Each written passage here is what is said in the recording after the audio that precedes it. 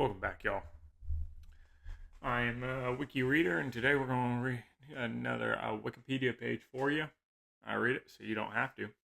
Let's get into it. This one, we're going to be talking. I know we've talked about CAS in the past, of course, air support, and A-10s, gunships, and helos. And today we're going to be covering indirect fire and what all goes into what indirect fire is. So let's get into it. Indirect fire is shooting a projectile without relying on direct line of sight between the gun and its target. Contrast to the case of direct fire, aiming of a indirect fire is instead performed by the predicting a parabolic ballistic trajectory via calculations of azimuths and inclinations, and may include calibrating the aim by the observer, feedback about the actual point of impact of the preceding shot, and thus readjusting to new firing angles or subsequent shots. So basically, shoot something in the way, target. You shoot over what you can't see via observers. Indirect fire is the principal method of long-range field artillery support both forms of land and naval platforms due to the projectile's longer flight time, which exposes it to more deflectional factors such as drag and crossburst, curved trajectory, and the far often obstacle beyond visual range nature of the targets. Indirect fires are inherently harder to aim accurately than direct fires, resulting in more unpredictable external ballistics, thus a much more scattered shot group.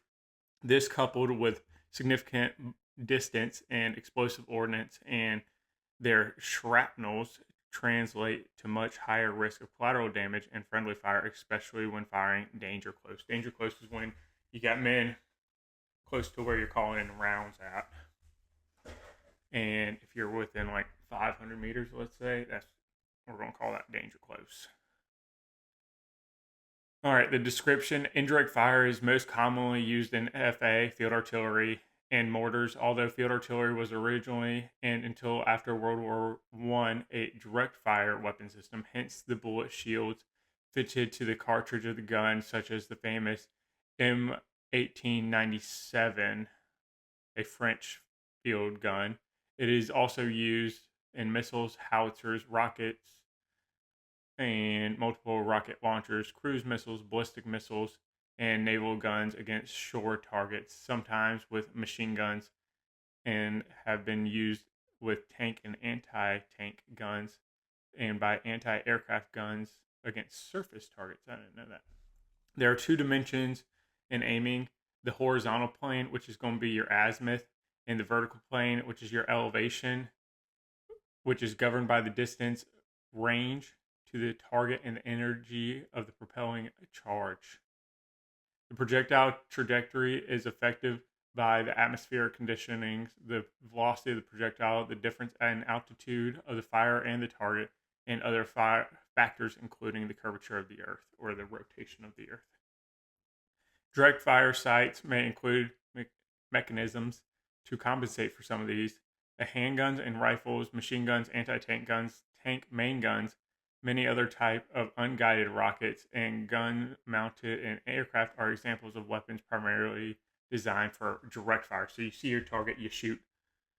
Unlike indirect, where you don't see your target and you shoot. NATO defines indirect fire as fire delivered at a target which cannot be seen by the aimer. The implications of the azimuth and or elevation aiming is done using instrumental methods. Indirect fires means applying firing data to the azimuth and elevation sights and laying these sights. Longer range uses higher trajectory, and in theory, maximum range is achieved with the elevation angle of 45 degrees. It is reasonable to assume that the original purpose of indirect fire was to enable fire from a covered position, one where gunners cannot be seen and engage their enemies. That, and as in large range of field artillery lengthened, it was impossible to see the target past the intervening terrain. The concealment of the aspect remains important, but from World War I, equally important was the capability to concentrate a fire as many batteries at the same target or to set targets. This becomes increasingly important as the range of artillery increases, allowing each battery to have either greater influence of the area, but required command and control agreements to enable a concentration of fire. The physical laws of ballistic means that the guns firing larger and heavier projectiles can send them further, and smaller caliber guns firing lighter shells. By the end of the 20th century, a typical maximum range for most of the common guns was about 24 to 30 kilometers. Whatever that is in miles is what matters more. We don't care about kilometers. And only 8 kilometers in World War II. During World War I, covered positions moved further back and indirect fire evolved to allow any point within the range of the attacker firepower mobility without moving the fires. If the target cannot be seen from the gun position, that means of identifying the target and correct aim according to the fall shot. The position of some targets may be identified by a headquarters of various sources of information, spotters, observers on the ground, an aircraft, or an observation balloon. Observation balloons are outdated. They were used like in World War I. The development of electrical communication immensely simplified the reporting and enabled many widely dispersed fires to concentrate their fire on one target. The trajectory of a projectile could not be altered once fired until the introduction of a smart munitions. So, guided munitions, basically. And I'll also include right here the artillery call for fire process and what it looks like. In the history, it's pretty lengthy. We'll just give a brief overview. So, indirect fire has been used for a long time, started basically back in ancient armies when they're using like catapults and such, and then in China using bows and arrows and trebuchets as defense. You can see it where they just kind of, in movies and everything, where they just kind of, where they're like, get the archers, and the archers like pull back and just aim high and fire. Okay, cool. There we go. Related issues. Before a gun or launcher can be aimed, it must be oriented, which is known as the azimuth, or at least towards the target area. Initially, the angle between the aiming point of the target area is deduced or estimated and set on the azimuth sight.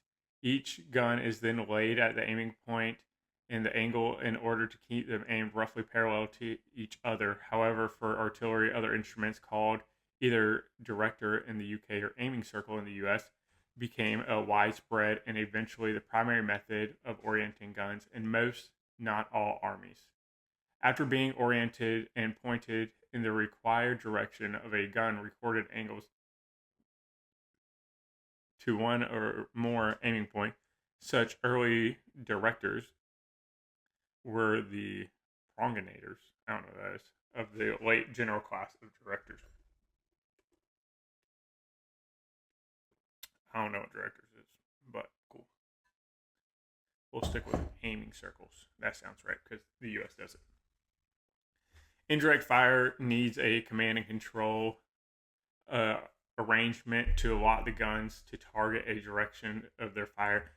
The latter may involve ground and air observers or technical devices and systems such as air, like planes and ISR and drones. Observers report where a shot falls so that it can be corrected. In the First World War, an important task for aircraft and both heavy air balloons was air artillery spotting. In naval use, several ships may be shooting at the same target, making identifying the fall of the shot from a particular ship difficult. Different colored dyes from each ship were often used for help.